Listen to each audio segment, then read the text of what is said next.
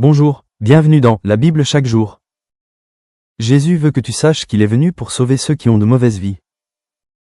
Verset du jour. Matthieu chapitre 9 versets 12 et 13.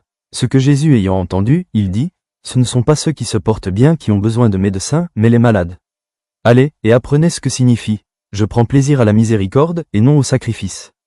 Car je ne suis pas venu appeler des justes, mais des pécheurs. » Quand Jésus était sur la terre, il manifestait de la bonté et de l'amour envers tous, même ceux dont les mauvais choix de vie étaient visibles par tous.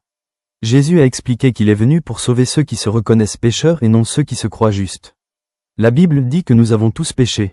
C'est d'ailleurs pour cela que Jésus est venu sur la terre. Il est venu pour donner sa vie afin que les pécheurs qui décident de l'accepter comme Seigneur et Sauveur soient sauvés.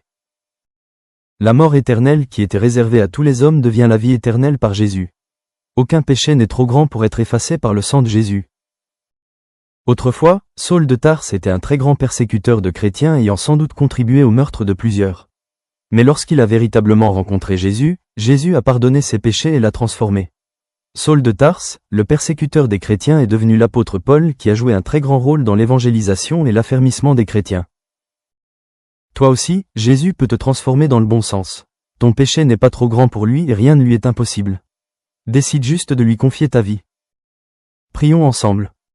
Seigneur Jésus, merci de t'être sacrifié pour me sauver. Je reconnais que je suis un pécheur. Je te demande pardon pour tous mes péchés. Je t'accepte comme Sauveur et comme Seigneur. Viens habiter en moi, je te prie de me transformer et de faire de moi ce que tu as prévu.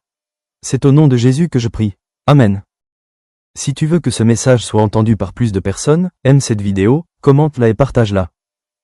Que Dieu te bénisse. À demain pour une parole qui édifie.